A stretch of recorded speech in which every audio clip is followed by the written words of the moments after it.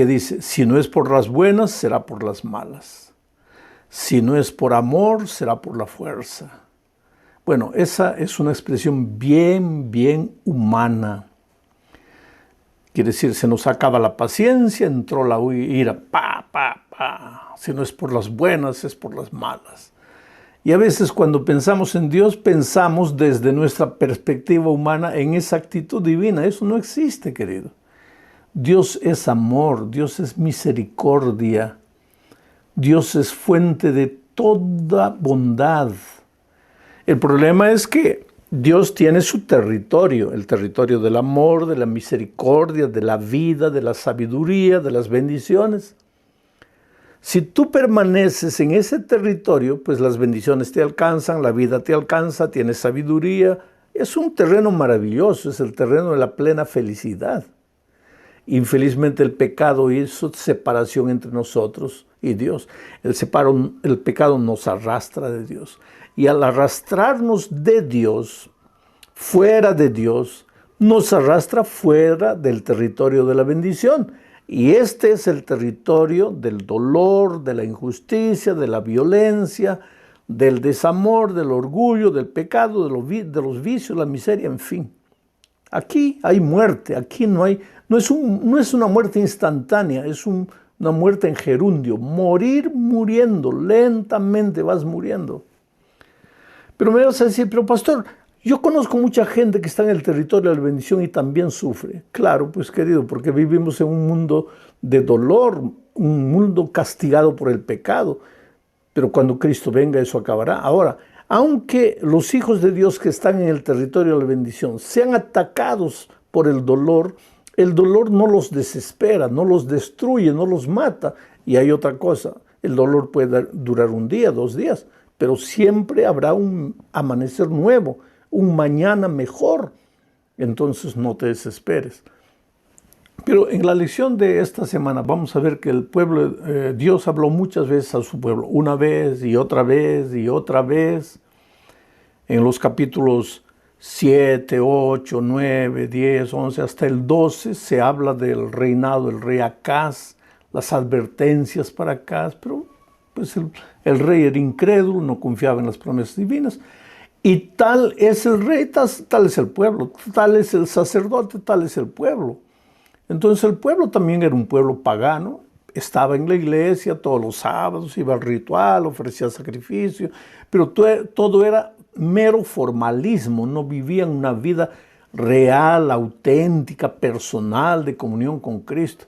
Lo peor que te puede pasar es vivir el cristianismo corporativo. Oh, querido, esa palabra horrible, cristianismo corporativo, no. Tienes que vivir el cristianismo individual, no corporativo. No tienes que esconderte en la iglesia. No, si la iglesia anda bien, no. Eres tú el que tienes que andar bien. Eres tú el que tienes que volver los ojos a Dios. Entonces, la semana pasada quedamos en el anuncio de Dios de que nacería un hijo de la Virgen. Vamos a leer de nuevo los versículos 14, 15, 16 del capítulo 7 de Isaías. Esta semana veremos todo el capítulo 7 y también entraremos al capítulo 8. El texto dice así: por tanto, el Señor mismo os dará señal. ¿Por qué? Porque pues Acaz no había querido pedir la señal a Dios. Entonces Isaías le dice, por tanto, el Señor mismo os dará la señal. ¿Señal de qué? Señal de que lo que evidenciaría para ellos que los enemigos, Siria y Israel, que se habían unido y que venían contra el pueblo de Judá, no los iban a tocar, no los iban a destruir.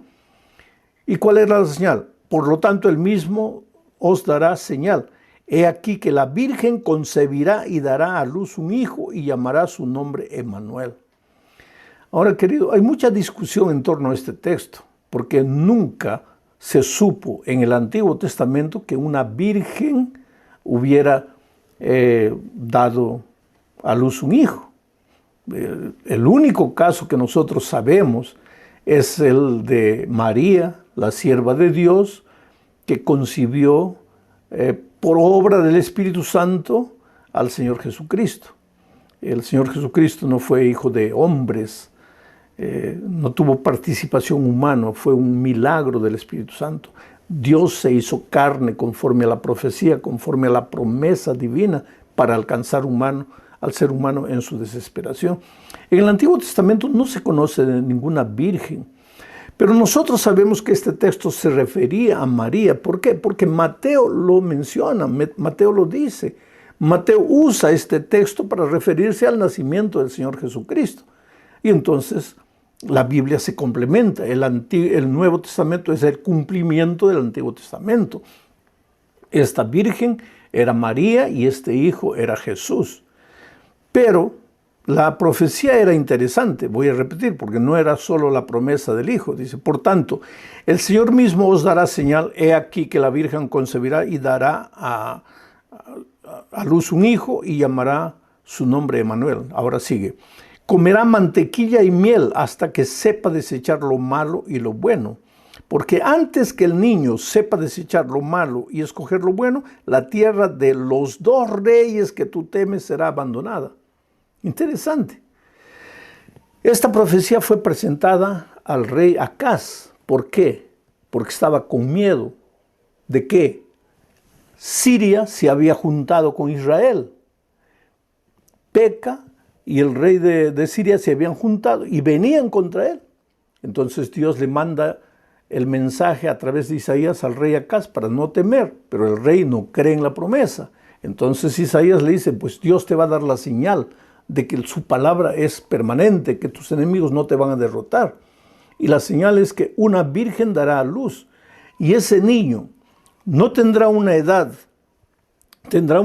como para definir lo que es bueno, lo que es malo. ¿A los cuántos años un niño puede decir lo que es bueno, lo que es malo? Tal vez a los 3, 4 años.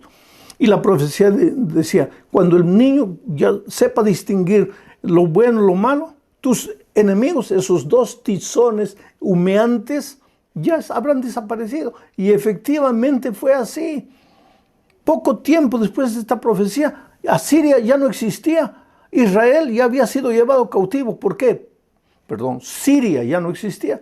Israel ya había sido llevado.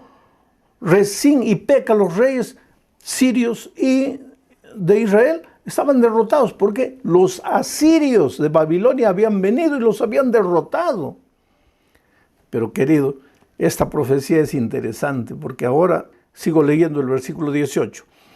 Cuando llegue ese día, el Señor llamará con un silbido a la mosca que está al final de los ríos de Egipto y a la abeja que está en la tierra de Asiria.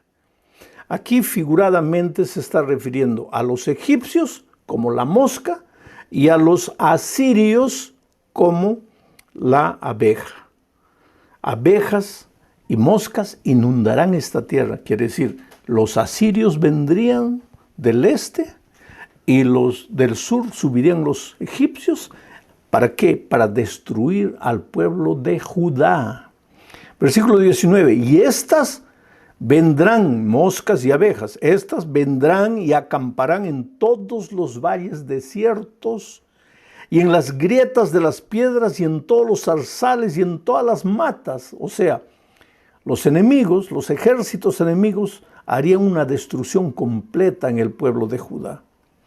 Cuando llegue ese día, dice el versículo 20, el Señor traerá al rey de Asiria que habita al otro lado del río y ese rey será como una navaja alquilada. Y aquí ya se está refiriendo a Nabucodonosor. Ese rey será como una navaja alquilada con la cual les rapará la cabeza y el pelo de los pies y hasta la barba. Cuando llegue ese día, quien críe una vaca y 2 ovejas comerá mantequilla, pues será mucha la leche que le darán. Sí, quien quede con vida en el país ciertamente comerá miel y mantequilla. Cuando llegue ese día, el campo donde había 1000 vides con valor de 1000 monedas de plata será un campo de espinos y cardos. Irán allá con arcos y flechas porque toda la tierra estará llena de espinos y cardos.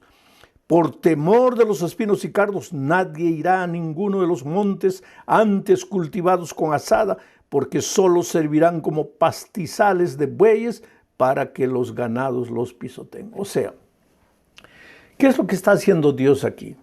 Dios envía a Isaías a hablar con el rey Acaz, porque el rey Acaz, pagano, idólatra, adorador de dioses falsos, se había apartado de Dios y estaba llevando a la ruina al pueblo de Judá.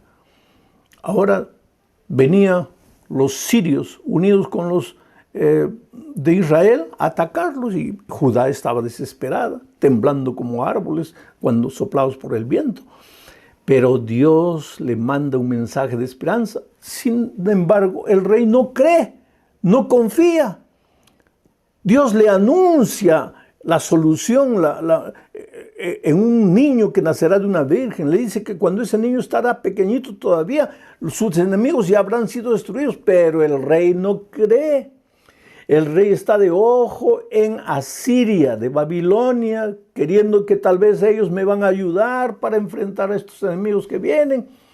Pero Dios le dice, no confíes en los hombres, confía en mí. Sin embargo, pues el rey de Judá no cree, no confía en Dios. Entonces Dios le profetiza a través de Isaías. Le dice, tú estás mirando a Babilonia, tú estás mirando a Asiria como la posible solución para la invasión de estos dos enemigos que son tizones humeantes para mí. Pues te digo una cosa, va a llegar un día en que ese Babilonia a quien tú estás mirando, queriendo que te ayude, va a venir y te va a destruir. Del sur los egipcios van a invadir tus tierras, pero el que te va a hacer daño mismo son las abejas de Babilonia. Ellos van a venir, van a inundar tu tierra, van a dejar todo desolado, pero mi remanente, mi pueblo fiel, comerá leche y miel. La tierra que fluye leche y miel, esa expresión se refiere a las bendiciones de Dios. ¿Qué es lo que Dios está queriendo decir? Hijo, en este mundo el dolor puede tocar a todos los seres humanos, inclusive a los cristianos. Pero mis hijos finalmente comerán leche y miel. Abriré las ventanas de los cielos, derramaré bendiciones hasta que sobreabunden. Oh querido, no te desesperes. Y ahora esto que te digo no es palabra bonita de predicador. ¿Tú crees que yo no he pasado por momentos difíciles en mi vida? Yo como ministro, tanto en mi obra ministerial como en mi vida personal, yo tengo una esposa, yo tengo hijos y hoy día yo tengo nietos. ¿Tú crees que yo no me preocupo por ellos? Que no hay momentos en que a veces veo a un miembro de mi familia cometiendo o tomando decisiones equivocadas. ¿Y qué hago yo? Sufro. Quiere decir, para mí la vida no es un mar de rosas, como no lo es para ti. Yo también tengo que pagar los biles todas las semanas, las cuentas, en fin, todos los meses. Pero ¿qué es lo que Dios te está diciendo? Hijo, mientras vivas en este mundo, pues puede venir el viento de aquí, el viento de allá, el enemigo de aquí, el enemigo, el otro se puede asociar con el otro, te pueden amenazar. Pero tú confía en mí. ¿Acaso no he hecho que una virgen haga nacer un niño? Y ese niño es Emmanuel, Dios contigo, yo nunca te dejo. Hay solución para tu vida, no estás arruinado, no estás desesperado. Eso es lo que te digo, querido. Confía en lo que te estoy diciendo, porque lo que te estoy diciendo no es palabra humana, es palabra divina. Estoy leyendo el texto. Todo el mundo estará desolado, pero tú no, porque tú eres mi remanente, tú eres mi hijo fiel. Y justamente de eso sigue hablando la lección. Porque entonces entramos ahora al capítulo 8. Dios le da otra orden a Isaías. Leo los versículos 1 al 4. Dice así: el Señor me dijo, escribe Isaías, toma una tabla grande y con un punzón escribe en ella acerca de Maher-Salal-Hasbaz. Qué nombre interesante, Maher-Salal-Hasbaz. ¿Y quién es este Maher-Salal-Hasbaz? Otro hijo de Isaías. Dice así: como testigos confiables, escribe Isaías, reuní conmigo al sacerdote Urías y a Zacarías, hijo de Jeberequías, Luego me allegué a la profetisa, la cual concibió y dio a luz un hijo. Esto es interesante, querido. Él recibió de Dios la orden, Isaías recibió la orden de tener un hijo con la profetisa. No sabemos cuál es el nombre de ella, pero está escrito aquí, la profetisa. Pero él no simplemente fue y convivió con la profetisa. Y aquí hay una lección valiosa. Él llamó a los testigos, hizo un matrimonio correcto. Porque aunque la cultura de nuestros días dice que puedes vivir con una mujer un año, después otro año con la otra, con la otra, con la otra. No, querido, la cultura puede cambiar estilo de comida, estilo de ropa, estilo de cabello, estilo de zapato, hasta estilo de música, puede cambiar lo que cree, pero la cultura no puede cambiar principios. Y lo que es principio, y los 10 eternos principios de Dios están en su sagrada ley. Entonces, él se casó como todo hijo de Dios obediente a Dios debe casarse, y tuvo un hijo, y a ese hijo es que le puso por nombre, porque el versículo 3 dice, luego me allegué a la profetisa, la cual concibió y dio a luz un hijo. Entonces el Señor me dijo, ponle por nombre Maher-Shalal-Hash-Baz. Ya Isaías había escrito en cartaces grandes por todos los lugares, está difícil el nombre, Maher-Shalal-Hash-Baz. Yo no sé, cuando los muchachos estaban jugando ahí de chiquitos, ¿cómo le llamarían a Maher-Shalal-Hash-Baz? Oh, Maher-Shalal-Hash-Baz. Yo creo que tendría un nombre familiar que todos le llamarían, una especie de apodo, de short name, lo que sea.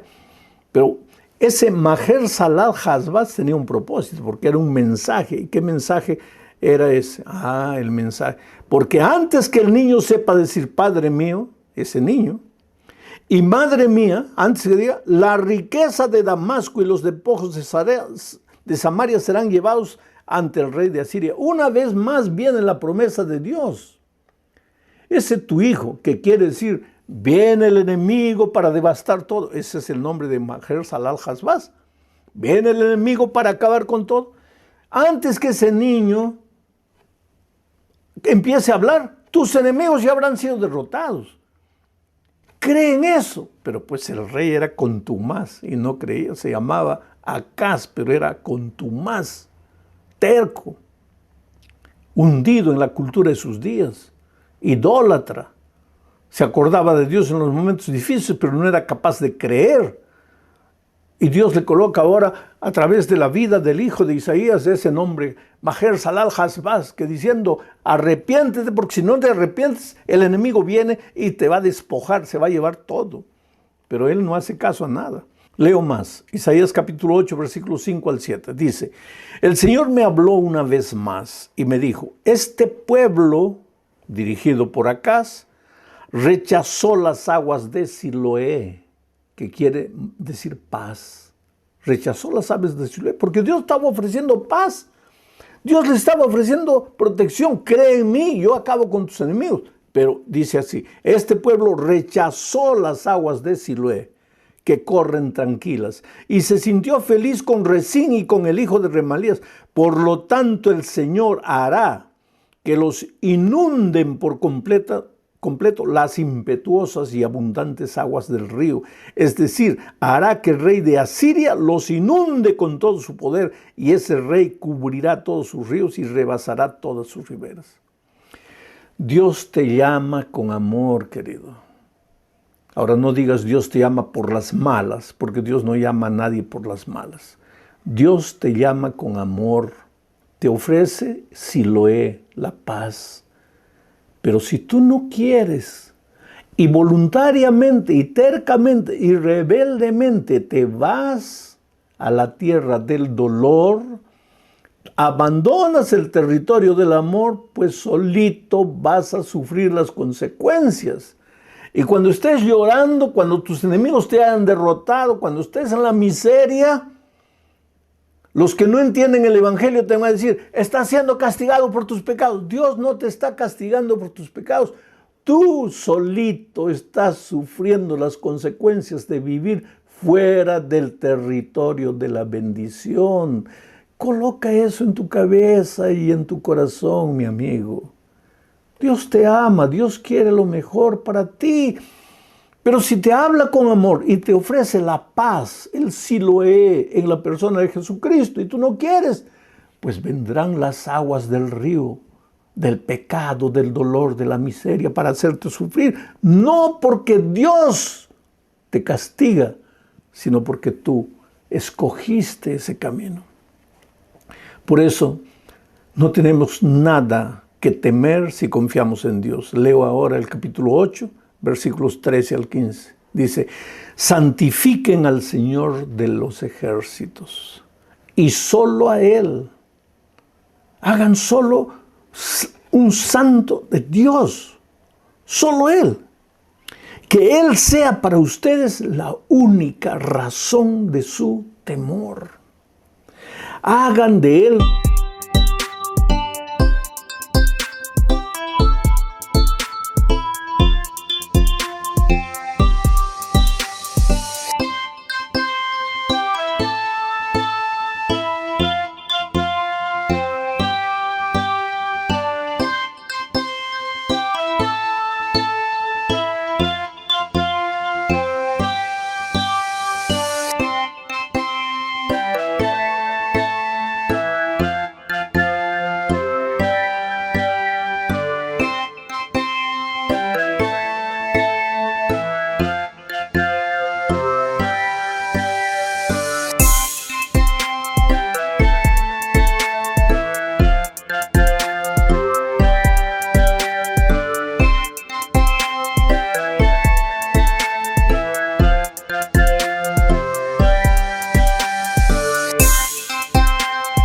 su santuario, su templo de Dios.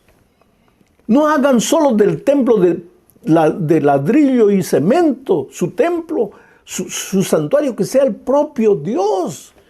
Vayan al templo, sí, pero para encontrarse con Dios. No vayan al templo para encontrarse con los amigos, para disfrutar de una programación bonita. Vayan al templo para encontrarse con Dios.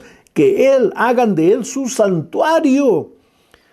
Pero para las dos casas de Israel será una piedra de tropiezo que los hará caer, y para los habitantes de Jerusalén les será una trampa, una red. ¿Qué les será una trampa? El santuario, porque se engañarán, pero creerán que porque cumplen el ritual, porque van al templo y están bien, se olvidaron de hacer de Dios su santuario. Quiere decir que puede ser una trampa pensar que porque vamos a la iglesia y cantamos y nos emocionamos, ya estamos bien, cuando en realidad debemos ir al templo, al santuario, para encontrarnos con nuestro verdadero santuario, que es el Señor Jesucristo. Por eso en la tierra nueva no habrá santuario. ¿Por qué? Porque el Señor Jesucristo estará con nosotros. Él es nuestro santuario. ¿Y cómo será nuestro santuario en la tierra nueva si no aprendimos a hacer de Él nuestro santuario en esta tierra? Sigue diciendo la profecía, muchos de ellos tropezarán y caerán y serán destrozados y se enredarán y quedarán apresados. ¿Quiénes? Los que no hicieron del Señor Jesucristo su santuario. Entonces este es un llamado, querido, a salir de la religiosidad formal, artificial, mecánica, para vivir una experiencia de vida con Dios. ¿Cómo podría hacerles entender esto, querido? El disfrutar de las bendiciones, disfrutar de paz, el vivir la vida plena en esta tierra, es simple desde el momento que hayas entendido que tienes que vivir en el territorio de la bendición con el Señor del santuario, pero separado de Dios.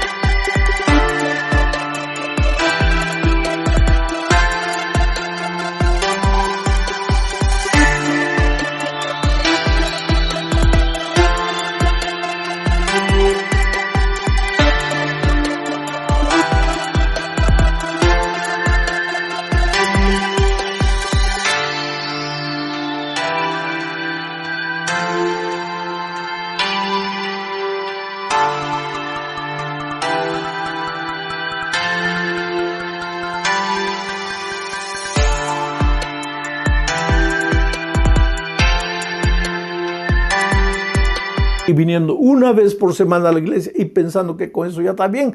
Así no. Es por eso que a veces las cosas te van mal y no entiendes y te preguntas, ¿por qué me van mal?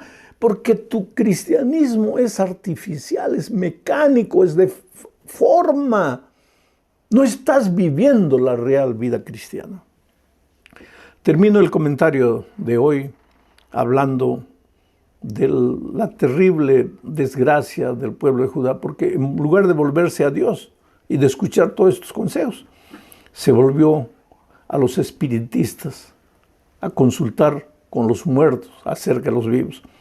Entonces viene el texto, leo Isaías 8, 19 al 22. Y si os dijeren, preguntad a los encantadores y a los adivinos que susurran hablando, responded. ¿No consultará el pueblo a su Dios? ¿Consultará a los muertos por los vivos? A la ley y al testimonio. Si no dijeren conforme a esto, es porque no les ha amanecido. Y pasarán por la tierra fatigados y hambrientos. Y acontecerá que teniendo hambre se enojarán y maldecirán a su rey y a su Dios, levantando el rostro en alto. Y mirarán a la tierra, y aquí tribulación y tinieblas, oscuridad y angustia.